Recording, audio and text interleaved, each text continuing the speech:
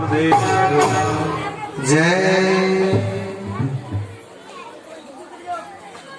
नीचे चल। कथा का एक दिन विश्राम के लिए बाकी है।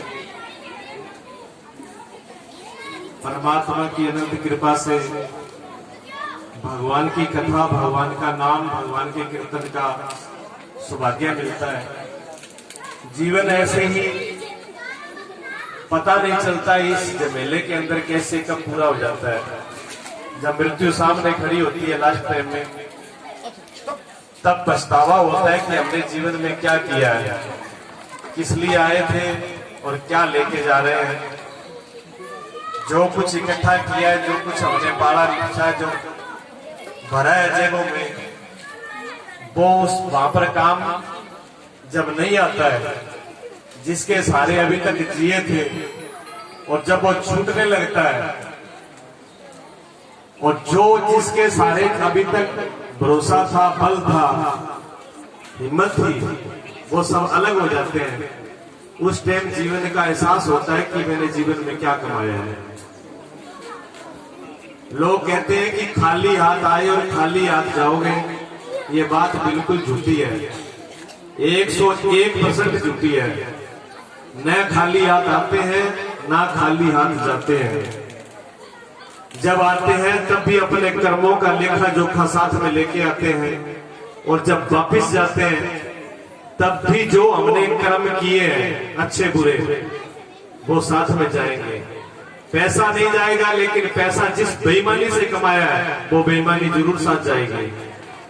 घर परिवार साथ में नहीं जाएगा, लेकिन घर परिवार के लिए जो धोखाधड़ी की है, जो उनके साथ में विमर्शे किया है, ईर्ष्या की है, जो मन के अंदर मुटाव रखा है, वो जरूर साथ में जाएगा।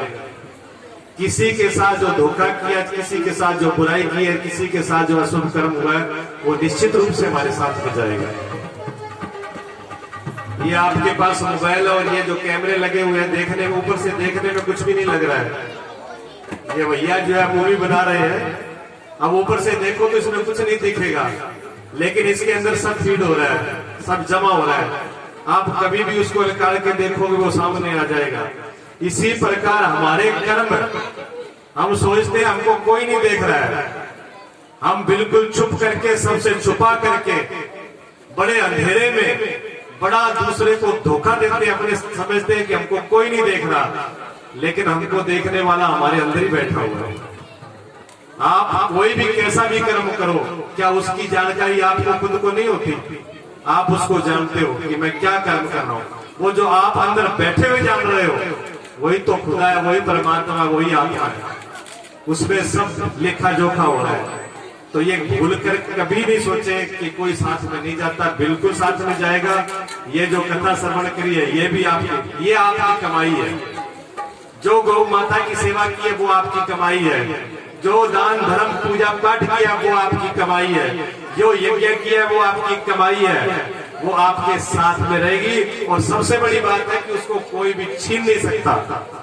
आपके नाती पोते बेटा आपकी सारी संपत्ति को हड़प कर सकते हैं, और न करें, ठीक है। जब तक आप जीवित हो तब तक आपके नाम संपत्ति रहेगी, और शरीर छोड़ने के बाद में सबसे पहला काम यही होगा, पिताजी का नाम हटा दिया जाए, हमारे नाम पर संपत्ति कर दी जाए, और उसके बाद में पिताजी का नाम भी नहीं लिया जाएगा कि पिताजी इतने कमा के गए थे। वो सब जा सकता है वापिस, लेकिन इसमें कोई भी बटा नहीं सकता। भगवान, अभी आप सर्वण कर रहे थे कि भगवान जब गौओं की खुद उन्होंने सेवा की, गौओं को चराया, और कितने साल तक माता ने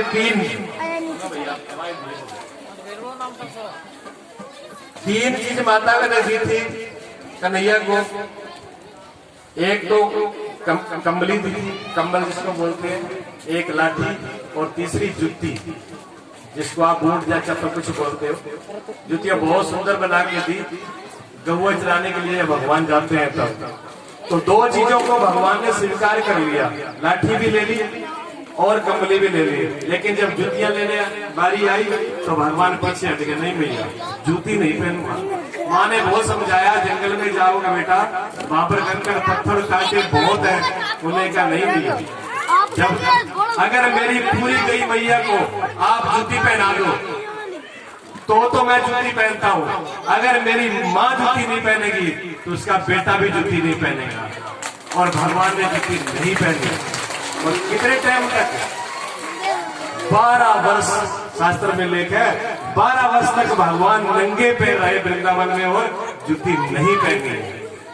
ये देखो, हम मंदिर मैया ने जब ज्यादा कहा तो भगवान ने कहा कि आप क्यों नहीं पहन रहे? तो भगवान ने मैया से प्रश्न किया है कि माँ, जब आप मंदिर में पूजा करने जाती हो तब आप जूती को बाहर क्यों उतार देती हो? तो मैया ने कहा, बेटा वो हमारे भगवान है, हम उनके पुजारी हैं, हम उनकी पूजा करते हैं, हमारे इष्ट हैं। तो भगवान ने कहा, माँ ये गैया मैया मेरी इष्ट है, मेरे भगवान है। हम सबके भगवान कन्हैया और कन्हैया के भगवान गौ माता। गौ माता ऐसी है, गौ माता के ऐसी कौन सी चीज है जो गौ माता नहीं दे सकती? बल, विद्या, बुद्धि, लक्ष्मी, पुत्र, पुत्री। वह आप एक कोई को पूछो तो सही, काम धेनु है वो। इस कलयुग के अंदर काम धेनु अगर कोई अवतार है तो स्वयं गौ माता है, जिनसे आप कुछ भी प्राप्त कर सकते हो। इतना बड़ा गौ माता के अंदर वो है।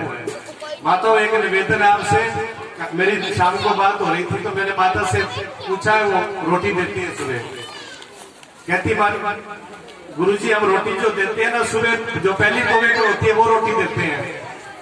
और आपने भी ऐसे ही सुना है, लेकिन मैं अब बात बोल रहा हूँ, आपको ये लगेगा कि आज गुरुजी भाग तो नहीं खा के आएगा। पहली रोटी गैया की नहीं होती। ये आपको बुरा लग सकता है या उल्टा लग सकता है कि आप तक हमने सुना ही है कि पहली रोटी गौ माता की होती है। लेकिन माताओं, आप सब मेरे सामने बैठी हो, आप ये बताओ कि पहली रोटी जब सेकती हो वो रोटी अच्छी सिकती है क्या? नहीं सिकती। देखो, बूढ़ी बूढ़ी माताएं बैठी है, सबने में से ला दी, उंगली ला दी। पहली रोटी जहाँ तो ज्यादा पक जाएगी, ज्यादा सिक जाएगी, जलेगी, जहाँ पर कच्ची रहेगी, जहाँ पर फूलेगी नहीं। तो ऐसी रोटी थोड़ी गौ माता को खिलाई जाती है। गौ माता को पहली रोटी नहीं खिलाई जाती। थोड़ा सा समझने में, थोड़ा सा बोलने में कुछ फर्क आ गया, और उसका कारण भी था। मैंने जब अध्ययन किया, इसके ऊपर रिसर्च किया, तो मेरे सामने ये बातें आई कि पहली रोटी का जो था, जब मुगलों ने, अंग्रेजों ने जब भारत के ऊपर आक्रमण किए तो भारत के योद्धा जो है वो हारे नहीं थे, हर बार जीत जाते थे। इतना तक योद्धाओं में बल होता था कि शीश कट जाते और अकेली धड़ से ही लड़ते रहते थे और शत्रुओं पर विजय प्राप्त कर जाते थे। ऐसे ऐसे भारत के योद्धा रहे। तो मुगलों ने, अंग्रेजों ने कहा कि ये हारते क्यों नहीं, इनकी शीश कट जाए तब भी मरते क्यों नहीं है, तब भी धरती पे नहीं गिरते। तो फिर यहाँ पर क्या हुआ, उन्होंने गुप्तचर भेजे। गुप्तचर कैसे भेजे? कोई मसाला बेचने आया, कोई स्वेटर बेचने आया, कोई जड़ी बूटी बेचने आया, वो आपके घरों में, गलियों में आ गया। आप सोचते हो कि ये तो बेचारा बेचने के लिए आया अपना सामान, व्यापारी बन के, लेकिन वो बेचने के लिए नहीं आया, वो पता लगाने के लिए आया था ये करते क्या हिंदू लोग। तो उन्होंने हिंदुओं के घर में देखा कि पहला जो भोजन का भोग है, अपने खाने से पहले, पहली नहीं, पहले और पहली में अंतर है, थोड़ा ध्यान रखिए, एक थोड़ी सी मात्रा का अंतर है। एक तो पहले होता है, एक पहली होती है। पहली तो जो पहली तोवे बनाते हैं, वो पहले का मतलब होता है कि हम घर में जितने भी सदस्य हैं उनके भोजन पाने से पहले गौ माता का भोग लगाना है। उसका मतलब ये है, क्यों भोग लगाना है पहले? गौ माता का भोजन रोटी नहीं है। आप सब जानते हो कि गौ माता रोटी से दाबती नहीं है। गौ माता को खिलाने के लिए क्या चाहिए? चारा चाहिए। चारा जो है वो गौ माता का भोजन है। लेकिन फिर एक रोटी से क्या होगा? गौ माता दापेगी तो है नहीं, पेट तो भरेगा नहीं, लेकिन फिर उस एक रोटी से होगा क्या? ये होगा, देखो, गौ माता को फर्क नहीं पड़ेगा, हमको फर्क पड़ेगा। क्योंकि हमारा जो है भोग लगने के बाद में जो भोजन, अभी तक जो अन्न था, भोजन था, वो प्रसाद बन जाएगा। आप जब बाजार से मिठाई लेकर के आते हो ना, और डब्बा सीधा ले आके घर पे रख दो तो वो क्या होती है? मिठाई। सब लोग कैसे ही खा लो। और उसी डब्बे को जब मंदिर में से होकर के आओ और मंदिर में भोग लगा करके आओ तो क्या बोलोगे? प्रसाद। मिठाई नहीं बोलोगे कि ये प्रसाद लेके आओ। प्रसाद सब लोग बांट के खाएंगे तो प्रसाद अमृत होता है। हमारा भोजन जो है वो प्रसाद बनना चाहिए। इसलिए गौ माता में भोग लगाने से क्या होगा, कन्हैया को भोग लगेगा 33 कोटि देवी देवता सबका भोग लगेगा। आपके पितृ देव और ग्रह सभी संतुष्ट हो जाएंगे, एक भी ऐसा नहीं रहेगा। और दूसरी बात सुन लो, गौ माता को भोजन जो है खिलाया नहीं जाता, जिमाया जाता है। अब आप कहोगे गुरुजी जिमाने और खिलाने में क्या फर्क होता है? होता है आपकी भाषा में देख लेना।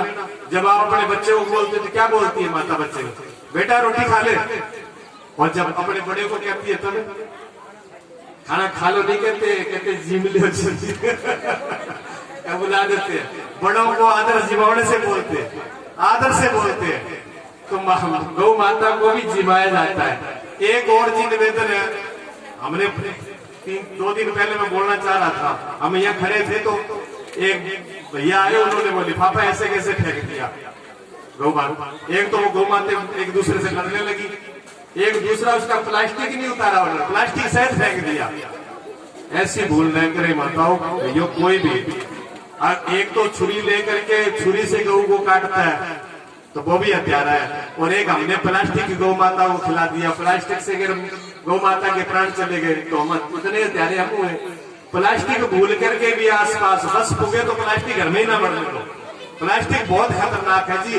प्लास्टिक से 45 प्रकार का कैंसर होता है, ये रिसर्च हो चुका।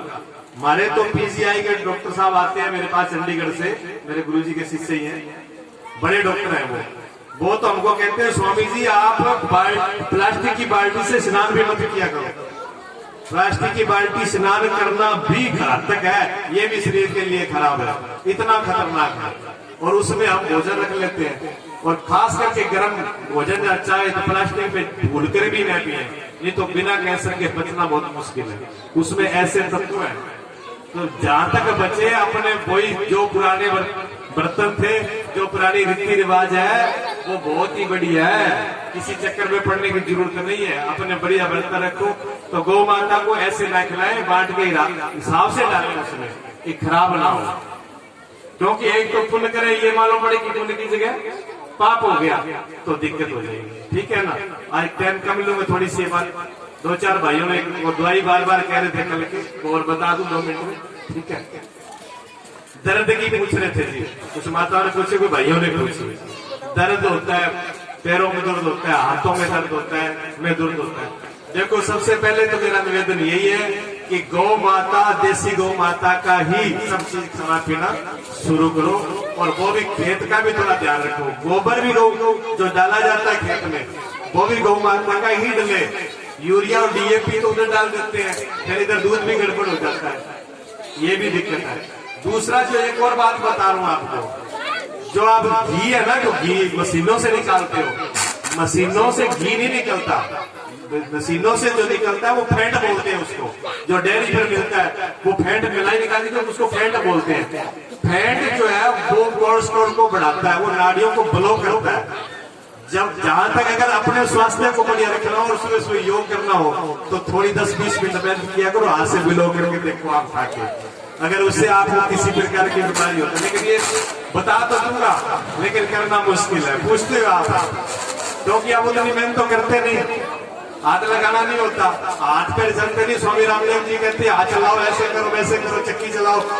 अगर ये चलती तो जो की जरूरत ही नहीं थी, लेकिन ये नहीं हो पाता।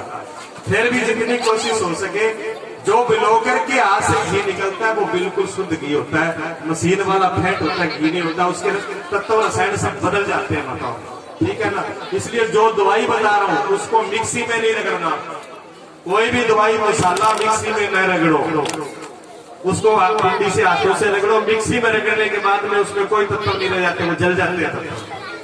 ये हमारे मेरे पास जो वैद्य थे, यूपी के गुरु जी के शिष्य थे, जयपुर से आयुर्वेद की डिग्री थी, बहुत अच्छे थे ये बच्चे। बज्जर सार चौड़ वैद्य जी ने मेरे सामने बनाया, 1 किलो चूर्ण के अंदर 1 किलो आंकड़े का दूध डलता है, उसमें आग का दूध, और हाथ से तैयार होकर भस्म बना के बनाया जाता है।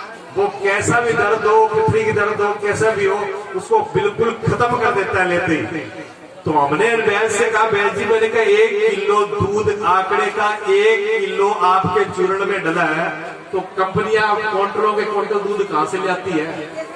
उन्होंने कहा स्वामी जी कोई नहीं, सिर्फ नाम और लेवल चलते हैं, कोई कुछ नहीं है, इसलिए लोग ठीक नहीं होते। सही चीज अपने घर पे जी, मसाला कोशिश ये करो साबुत मसाला ले आओ, घर पे पीसो, दवाई साबुत हो घर पे, जो आपकी घर की चीज है उसकी कोई मुकाबला नहीं है। बाकी पता नहीं क्या कूड़ा कबाड़ डालते हैं, फिर बीमारियां पैदा होती हैं। इस चीजों का ध्यान रखना है। तो जिनको साधारण दर्द है वैसे ही